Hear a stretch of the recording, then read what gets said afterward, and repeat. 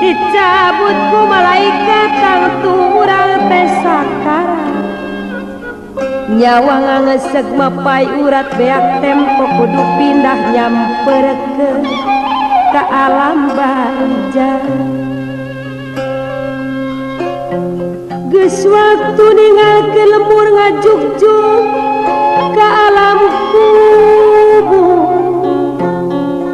menang ali geus diukur mahikeun awak sakujur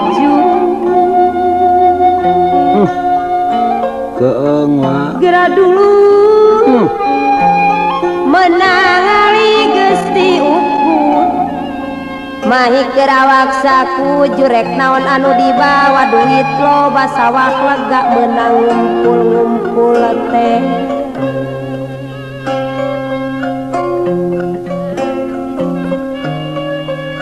bela nafsu pasea menang tisuk-sruk tidung-dung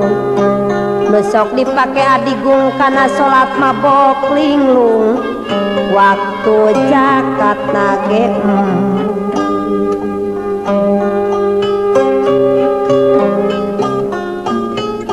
ibadah kateler-teler nepi kanyang kulu ngaler di tengah imah ngagolek ngajolopong diruban diriung ditarung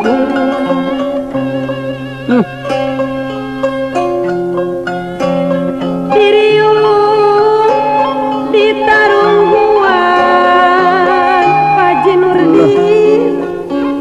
lagadar datang pasara dedeng istighfar wa nya age batilu mangis gampar campur jeung waas setan mah serimu puas setan mah serimu puas Masya Allah dang harta anu ngundung-ngundung pakaian duit satangtung ngan make boeh asiwung ditambah kai jeung padu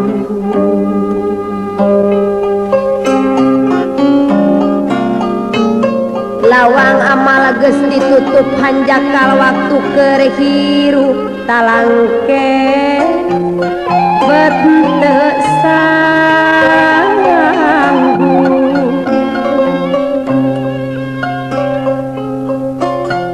paingan Rasul ngelingan dunya mah pangubaran habat kamalinaan tong goyang teu nyubadanan ieu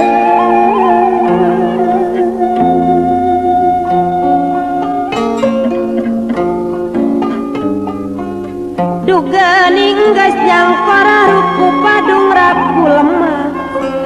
poek rupak jeung atuh genah ngarumas nu ngelisu sadosa kanu rek maturan geusan cicing babarengan ngarayeuh wa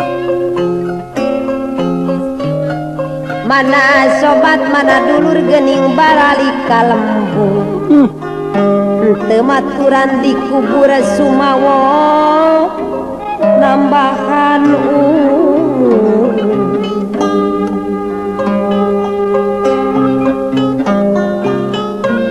oge harta banda kuring nu dipukit berang peting cik mana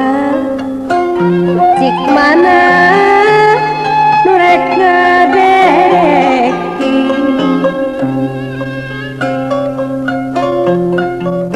geuning geus kieu mah kuring hanjaka aduh kanjaka nya pasarip sukandi teu getos sadia aman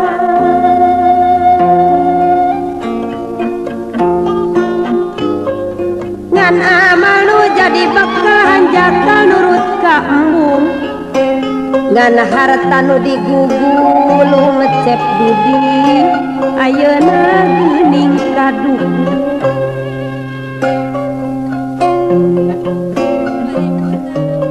naon keur panjing laras sediati ceriknya taperi nahan kuci mata getih harta mah geuning teu noli kurang nu nganasehan